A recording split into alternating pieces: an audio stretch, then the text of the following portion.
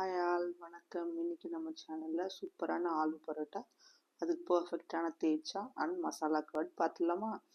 ஆலு பரோட்டாக்கு ஆலு மற்றும் ஆலு நல்லா 4 விசில் கொடுத்து வேக வச்சு ஓரமாக வச்சாச்சுங்க.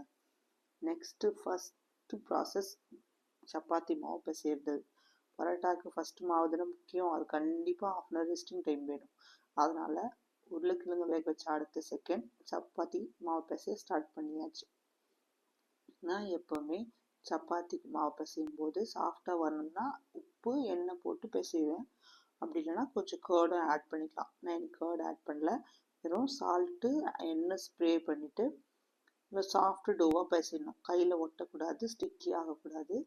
ஒட்டிட்டு போட்டுட்டு நல்லா உருட்டிட்டு அழுத்தி பார்த்தா சாஃப்டாக போகணும் ஃபிங்கர். அந்த ஸ்டேஜ் வரும்போது லைட்டாக ஆயில் ஸ்ப்ரே பண்ணிவிட்டு ஒரு 1/2 hour தொடாமல் எடுத்து வச்சிடணும். நெக்ஸ்ட்டு தேய்ச்சா பண்ணுறதுக்கு எப்படின்னு பார்த்துலாமா. ஒரு சின்ன பேனில் ஒரு 2-3 ஸ்ப்ரே லைட்டாக ஒரு 1/2 டேபிள் ஸ்பூன் போதும். ரொம்ப எண்ணெய் தேவையே கிடையாது. இதுக்கு வதக்கிட்டு அரைக்க வேண்டியது தான். ஸோ ஒரு 8 பச்சை மிளகா, 3 பல்லு பூண்டு, ப்ளஸ் ஒரு கைப்பிடி அளவுக்கு வேர்க்கடலை வேணால் குறைச்சிக்கலாம், பச்சை மிளகா இன்க்ரீஸ் பண்ணிக்கலாம் நம்ம டேஸ்ட்டுக்கு ஏற்ற மாதிரி. அவ்வளோதாங்க. இது மட்டும் லைட்டாக வதக்கிட்டு இதை குறை அம்மியில் அரைக்கிற மாதிரி அரைச்சா இன்னும் டேஸ்ட்டு சூப்பராக இருக்குங்க. இதில் ஃபைனல் ஸ்டேஜில் இந்த பச்சை மிளகாலாம் கொஞ்சம் சுருங்கின மாதிரி வரும் எண்ணெயில் பட்டு. அந்த ஸ்டேஜில் கொத்தமல்லி காம்பு மட்டும், இலை போடாமல் கொத்தமல்லி காம்பு மட்டும் போட்டு ஸ்டவ் ஆஃப் பண்ணிடணும். வதக்கணும்னு அவசியமே கிடையாது. அது வாசனையாக சூப்பராக வரும். சும்மா அந்த சூட்லேயே இருந்தால் போதும்னு சொல்லிட்டு இதை ஆற வச்சு மிக்சிலையோ இல்லை அம்மிலையோ குறை நரைக்க. அவள் தாங்க உள்ள ஆலு பரோட்டாக்கு ஸ்டஃபிங் பார்த்துலாமா. வேக வச்ச ஆலுவை ஃபஸ்ட்டு கட் பண்ணிவிடுவேன். அது கொஞ்சம் இன்னும் நல்லா சாஃப்டாக வரும்ட்டு அப்புறமா ஸ்மேஷர் போட்டு நல்லா ஸ்மேஷ் பண்ணிவிட்டு நல்லா நைஸாக ஸ்மேஷ் பண்ணோம். அங்கே கெட்டி இருக்காமல் பார்த்துக்கணும்.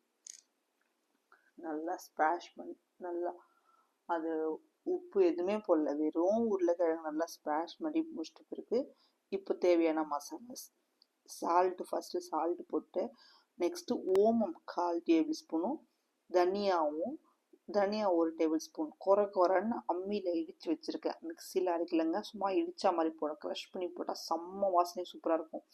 ஓமம் மஸ்ட்டுங்க. அப்புறமா ஒரு 1/4 டீஸ்பூன் ரெட் சில்லி பவுடர். தென் அதே அம்மிலேயே இஞ்சியும் பச்சை மிளகாவும் நசுக்கி வச்சுருக்கேன். அரைச்சி போடக்கூடாது, சும்மா இனிக்கி வச்சுருக்கேன். கட் பண்ணி போட்டாலும் நல்லா இருக்காது. அது போட்டுட்ட பிறகு கொஞ்சம் கொத்தமல்லி, கொஞ்சம் புதினா, தென் ஒரு வெங்காயம் ஃபைனாக சாப் பண்ணி வச்சுருக்க வெங்காயம், இதெல்லாம் போட்டுட்டு 1/2 tablespoon jeera powder, then amchur powder, dry mango powder, dry pomegranate பவுடரும் போடுவாங்க. என்கிட்ட அந்த ஆப்ஷன் இல்லைன்றதுனால அது போடல. தென் கஸ்தூரி மேத்தி. இந்த மசாலா எல்லாம் போட்டு அதை பிசைஞ்சு போதே சாப்பிட்ணுன்னு தோணும். ஏன்னா அந்த பானிபூரி கடையில் வைப்பாங்களா, இது கூட கருப்பு சுண்டல் போட்டால் பானிபூரி மசாலா ஓவர் அஹமதாபாத் ஞாபகம்லாம் கிளப்பி விட்ட மாதிரி இருக்கும்.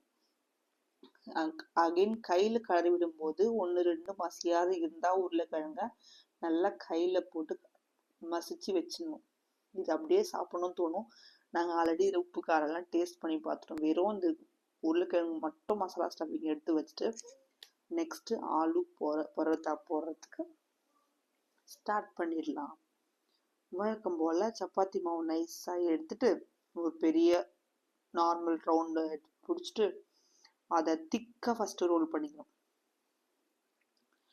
திக்காக ரோல் பண்ணி ரொம்ப நைஸாக போடக்கூடாதுங்க. திக்காக போட்டு ஃபஸ்ட்டு அப்புறமா டஸ்ட் பண்ணிக்கிட்ட மாவை கொஞ்சம் கீழே தட்டி விட்டுட்டு சைடு வெறும் எட்ஜஸ் மட்டும் தின்னாக பண்ணோம். மிடில் கை வைக்கக்கூடாது, ஸ்டஃப் பண்ணுறதுக்கு. அதுதான் மிடில் அப்படியே வச்சுட்டு எட்ஜஸ் மட்டும் தின் லேயரை அழுத்தி விட்டுட்டு தென் தேவையான அளவுக்கு மசாலா சைஸ் பார்த்துட்டு நான் 1.5 ஸ்பூன் வச்சுருக்கேன், சிலது 1 ஸ்பூன் வச்சுட்டு நம்ம சைடு தின் பண்ணலவா அதை வச்சு மட்டும் ஃபோல்ட் பண்ணி நம்ம மோமோஸ் ஃபோல்ட் பண்ணுற மாதிரி ஃபோல்ட் பண்ணி சுற்றி விடணும். மேலே மட்டும் சுற்றி விட்டுட்டு நெக்ஸ்ட்டு கொஞ்சம் மேலே மாவை டஸ்ட் பண்ணிவிட்டு ப்ரெஷரே கொடுக்கக்கூடாதுங்க, வெரி இம்பார்ட்டன்ட். ப்ரெஷர் கொடுக்காம சப்பாத்தி கட்டையை வச்சுட்டு லைட் லைட்டாக திருப்பி போட்டு லைட்டாக பண்ணணும். ஆனால் மேலே அடிக்கடி கொஞ்சமாக மாவு ஸ்ப்ரிங்கிள் பண்ணிக்கோங்க, அப்போ தான் ஒட்டாது.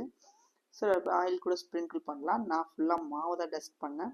லைட்டாக டஸ்ட் பண்ணிட்டு ப்ரெஷர் தரக்கூடாது. என் கை தான் மூவ் ஆகுது. ஆனால் வெரி லோ ப்ரெஷரில் திருப்பி பண்ணோம்னா அழகாக ஸ்டஃபிங் ஃபுல்லாக ஸ்ப்ரெட் ஆகும். வெளியே ஸ்மஜ் ஆகாது. ப்ளஸ் ரவுண்ட் ஷேப்பில் வரும். லாஸ்ட் வரைக்குமே ஒட்டாது. இது மாதிரி பர்ஃபெக்டாக பண்ணால் செம்மையாக சாப்பிட்லாங்க யார் வந்தாலும். அந்த தனியா வாய்க்கு வரும்போது அந்த வெறும் நம்ம அம்மியில் இடுக்கி தான் போட்டிருக்கோம்லவா, அதை சாப்பிடும்போது வாயில் சூப்பராக வரும். இப்போ இதை சுற்றி எடுத்துக்க வேண்டியதுதான், வேறு எதுவுமே கிடையாது.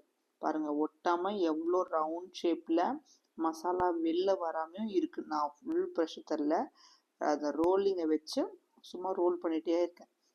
பேன் ஆன் பண்ணி தோசை கடாய் வச்சுட்டு ஜஸ்ட்டு ஆயில் எதுவுமே ஸ்ப்ரெட் பண்ணாமல் ஃபஸ்ட்டு வெறும் அந்த ஆலு பரோட்டாவை போடணும். இந்த மாதிரி மேலே லைட்டாக ரோஸ்ட் ஆகி வர ஸ்டேஜில் அப்புறமா தான் நெய் போடணும். இந்த ஸ்டேஜில் நெய் போட்டு நல்லா ஸ்ப்ரெட் பண்ணி விட்டுட்டு அப்புறமா நெக்ஸ்ட் சைடும் போடணும்.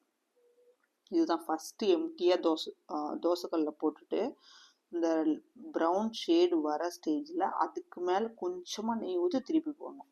இப்படி போட்டால் அப்படியே சாஃப்டாக செம்ம டேஸ்டியாக வருங்க. கண்டிப்பாக மஸ்ட் ட்ரைங்க. இதை நம்ம சர்வ் பண்ணிடலாமா? ஐயோ, அதுக்கு முன்னாடி மசாலா கர்ட் வந்துட்டோம் பார்த்தீங்களா?